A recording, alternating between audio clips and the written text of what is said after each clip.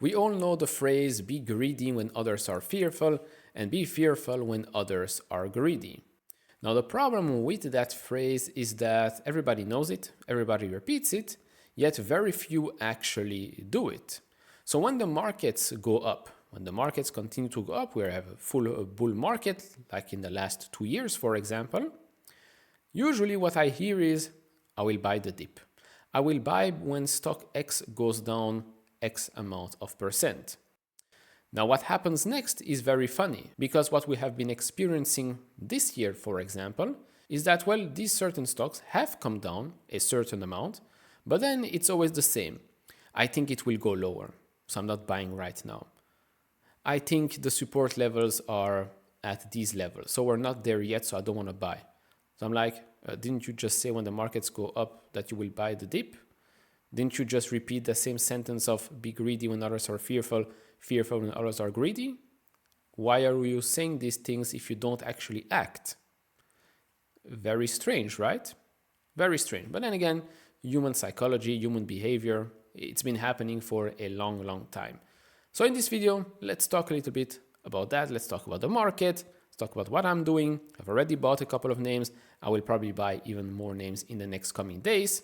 I'm not going to go all in, right? I know very well that things can go lower, but I'm already comfortable buying things at these levels. So let's talk about that. Do share your picks in the last 24 hours or so down in the comment section below. Like, subscribe, do all of that. We really appreciate that. If you want to support me even further, do check out the link down in the description and in the pinned comment with the top 10 best stocks to buy now, or go to fool.com/couchinvestor. Thank you very much. All right, so first up, quick overview of what has happened on Thursday. Of course, Thursday, liquidation day, liberation day. We have here Alphabet down 4%, Meta down close to 9%, believe it or not. Even Amazon is almost down 9% as well. We've got Nvidia, we've got Apple down 9.2%, Microsoft 2.3%, Tesla 5.4%. To be honest, I'm quite surprised that this one wasn't down more. But those are the big names that are down quite heavily. Now, of course, you might be asking yourself, why are semiconductor stocks down when semiconductors are not getting hit by the tariffs? Well, they're not getting hit by the tariffs just yet. They might get hit in the future. Plus, it might be down, one, because, well, the overall market is down, so you get hit. Second of all, indirect effects. Indirect effects on these companies because of tariffs on specific companies, on specific countries, should I say. And that's why they're down. Because it's true that at the moment, semiconductors should not really get hit from tariffs. Of course, we thought that April 2nd would be the day where, well, the big uncertainties are removed. But it seems like we will have to wait another week or so. April 9th, that's when all of this actually starts. So from today all the way to April 9th, and I think April 5th as well, all of these countries will have the time to, well, renegotiate, answer maybe with their own tariffs, although I do think that that's going to be even more destructive, but okay. So you have a couple of extra days where there's going to be more uncertainties, more discussions, more headlines. I believe Argentina is already one of the first countries that is coming to the table and talking about maybe removing the whole tariffs as a whole. So we'll see what happens there. By the way, on Thursday, two of my holdings, Mercado Libre, basically up to flat-ish during the day, and Intel was actually up 2%. So pretty good. Well, pretty good. It could have been way worse. Because let's be honest, Thursday was definitely not a good day. So company number one is, of course, Advanced Money Destroyer, AMD. I am buying more AMD. I'm finally above 100 shares. Very happy with that. Of course, doesn't mean that I'll stop buying. No, it means that I am now very, very comfortable with my position in AMD. It's very simple. Nothing has changed for me when I look at AMD's business. From what I'm actually hearing and seeing, things are looking quite good for the company.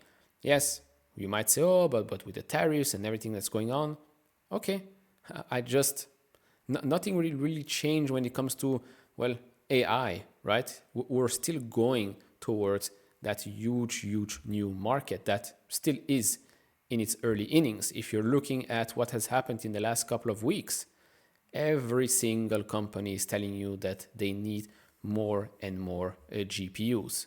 Of course, we know the majority of it will come from NVIDIA, but I do still think that AMD will become a very, very big player in that industry. And right now, with a market cap of $166 billion, a forward PE of 22 times, I think, well, to me, it makes sense to buy more shares of AMD. Now, of course, with AMD, and we've talked about this in the past already, there are, of course, two focus points here when looking at the business at the moment. One, the data center revenue, which is becoming and has become the largest segment of their business. Two, acceleration in the client side of things. But then, as always, we have to talk about the gaming and the embedded segments, which have become quite small, all things considered. But if you look at what has happened before, and again, embedded is a very, very high margin business. In 2024, they had over $14 billion in design wins. These two segments here, I do expect them to turn into tailwinds later this year. And so the overall business, I do expect it to continue to grow and actually accelerate and surpass expectations. Now, all of this, of course, can be found here on FinChat, a stock research platform. I've been using it for quite a long time. It's been featuring in my videos time and time again because it's very, very easy. You go on there, you get segments and KPIs, which is something that FinChat does, and no other platform does it better than them. You can look at revenue, you can look at EBIT, you can look at some key performance indicators for some other companies, which we're going to look at later in this video. It's super easy to use. You also have a Copilot option here where you can ask it questions. For example, what are AMD's key business segments and how have they performed recently? You can click on that and then it will basically start looking towards, well, the recent transcripts, the reports, etc., etc. I can even look at the web search here and it will come out with some answers, tell you exactly where it got those answers. So if it's a transcript from Q4 or if it's an analyst conference, etc., etc. I mean, look at this. This is happening right now. These are the results, very well put. Then it shows you even more information as you scroll down. You can listen to the earnings call, to other transcripts, you name it. You can ask it even more questions. So if you want to try it out, there's a link down in the description. You can get 15% off. All new users do get 2 weeks of FinChat Pro for free. And then if you want to upgrade, you can use my link, 15% off, link in the description and in the pinned comment. And actually, next week, I believe there's going to be an even bigger discount. Moving on to the other company that's also in the semiconductor industry, and that's Micron Technology. Micron is back under $80, believe it or not. It's at $74.34. Market cap back under $100 billion at $99 billion. A forward PE of 10.3 times. Yeah, you've heard that right. Although, if you look at the trailing PE, it was never that expensive either, 21.4. But now a forward PE of 10.3. I mean, to me, this is a joke. If you look at the growth revenue-wise, forward 2 years, that is 33.7%. EPS growth forward 2 years here as well, 193%. So, yeah. I'm sorry to say, but when you look at the last 12 months, we can see that the drawdown has been above 50%. Year to date, it's also down now 32%. To me, it doesn't make much sense. We've looked at Micron time and time again. It is, of course, a cyclical business, but I do think that with HBM, the cyclicality of it will just, well, it will last for longer. The upcycle will last for longer. It will still stay a cyclical business. Now, also with HBM, I do think that when we look at, it's a commodity, memory has become a commodity. Yes, memory has become a commodity. HBM, far from becoming a commodity anytime soon. So when I look at that business right now, I don't see, although you might say, but look at this, this might have been the peak of the cycle. No. This is not the peak of the cycle. If you look at NVIDIA Blackwell Ultra, if you look at Rubin, if you look at the one after that as well, you can see that they're all using a lot more memory. And it's not just NVIDIA, it's every other player out there. You will need a lot more memory. Now, of course, Micron is not the only player here. You have SK Hynix, you have Samsung. Although Samsung, they do have their own issues. So I do think that Micron will become a huge winner in the next couple of years. And plus, it does help that Micron is an American player. They're also producing in America. They're going to produce in other areas around the globe as well. But being an American player definitely helps here as well. Last quarter was also a good one, which I think was a couple of weeks ago. We've covered that earnings came in better than expected. HBM growing quite rapidly, expected to continue to grow rapidly. So Micron under $80, I was like, okay, I guess I'll have to buy more. I guess I'll have to buy more of, well, a great company that is accelerating, that is becoming more and more important. The market, I guess, is still short-sighted. So I'm adding more Micron. Moving on to the third company is, of course, Alphabet. If Alphabet continues to be around $150, $160, I mean, why wouldn't I buy it?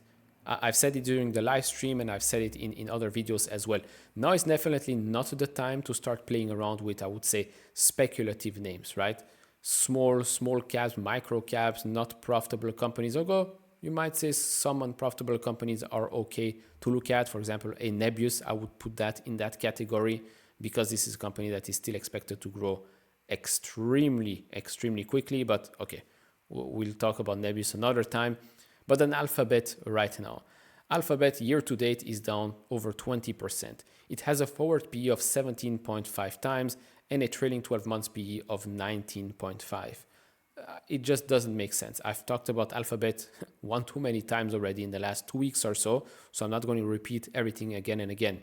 But to me, this is one of those wonderful businesses trading at incredible prices. Now, of course, with Google, Alphabet, it's always the same thing, right? For at least since ChatGPT came out, it's like, oh, ChatGPT is going to destroy their business. Nobody's using search anymore. Well, to be honest, the data is saying the exact opposite. The data is saying that, well, still billions of people are using search.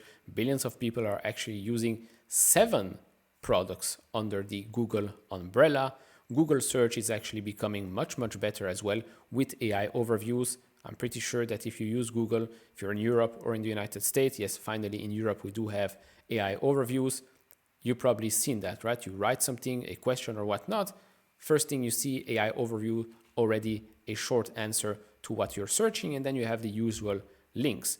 Plus, Google Gemini has been doing extremely well benchmarks-wise. Plus, benchmarks, as you know, they can be tweaked or whatnot. But for example, by the way, if you want to try it out, I highly suggest you do so. Take the link of my YouTube video, go in Gemini, plug it in, and ask Gemini if it can find out what stocks I'm talking about in the video.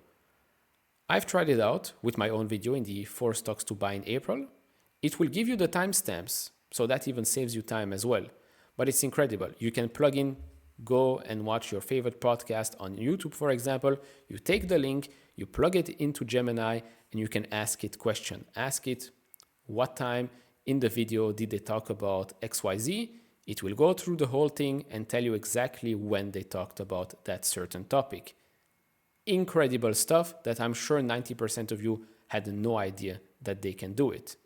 But they can, since, well, they own YouTube, they own Google Search, they own Google Cloud, they own Waymo, they own all of it. So don't underestimate a great company like Alphabet. And the last one, and this is a very special moment actually, because Amazon is not in the public portfolio, it's in the private one, in the core portfolio. And with the recent buy, Amazon has actually become my largest holding in the portfolio, surpassing Tesla, believe it or not. Well, actually, it's not that hard to believe because I've been an Amazon shareholder since 2018. Well, actually, since the last trade war. So there is that. Amazon back under $180, market cap just over $2 trillion, forward PE 30.3 times. You might say, oh, this is extremely expensive. Okay, you might say that. But what I'm seeing is a business that is becoming more and more profitable each and every quarter, each and every year. AWS, a tremendous business with 30% operating margin, just becoming bigger and bigger, annual revenue run rate above $100 billion. And yeah, year to date, we are down 19%. Over the last 5 years, this stock is up, 87.2%. This is, in my opinion, one of the best businesses to have in one's portfolio. Really, if I were to make a buy and forget portfolio, first name that pops up is Amazon. Now with Amazon specifically here, what I'm showing you are the fastest growing segments, but also the segments that have the higher margins, right? We've talked about that in the past. So here you have third-party seller services, subscription, advertising, and AWS. Of course, the big chunk, right? The big chunk does come from online stores revenue, right? That's that big bar right here, but that's a very, very low margin business compared to the other ones. But the other ones, that's the thing. The other ones are the faster growing ones and have higher margins. It's just amazing to have. Plus, I don't know if you've heard, but more recently there were some reports that said that Amazon is putting in a bid to buy TikTok. Now, you might say this doesn't make any sense, but I think that it does make sense. If you look at Alphabet Google, they have YouTube. If you look at Meta, they have Instagram, they have Facebook. A big company like Amazon could definitely use a thing like TikTok, don't you think? I mean, imagine what it would do to its business, to AWS, to the advertising side of things, to the e-commerce side of things, because you can integrate that into TikTok shops. Of course, TikTok shops, I do believe that they already have integrations with quite a lot of other companies, so they'll have to work that out. But from an advertising perspective, this could be huge, huge for Amazon. And then, of course, lastly, we have here, I mean, it's AWS, but this is AWS, not the revenue. This is operating income. So operating margin last quarter was 37%. This is for the whole of 2024. Look at that nice jump here. And I still think that there is quite a long way to go.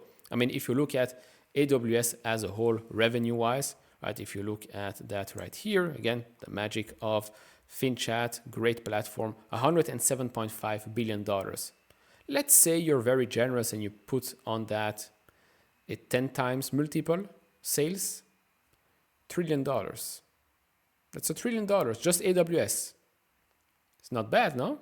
I mean, for a business that has operating margins of 37%, why not? Why not? So you're paying another $1 trillion for all the rest of Amazon. Sounds like a good deal to me, don't you think? And so that's all I've got to share at the moment. I probably will be adding to some other positions as well. The likes of SoFi, the likes of Uber, Nebius. I think those are the next 3 names on my list. I will for sure let you know in another video or maybe in that portfolio update on Sunday. Very important to keep calm. If you don't want to buy anything, don't buy anything. If you don't want to look at your screen, don't look at your screen. Go outside, go for a run, do something else. That's fine. You can also ask this simple question. Will I remember the red day today 5 years from now, 10 years from now? If the answer is no, then you know what to do. Plus, have you asked yourself the question of what if it actually works out? Food for thought. See you all in the next one. Like, subscribe, do all of that. Check out FinChat for 15% off, and I'll see you all in the next one. Bye-bye.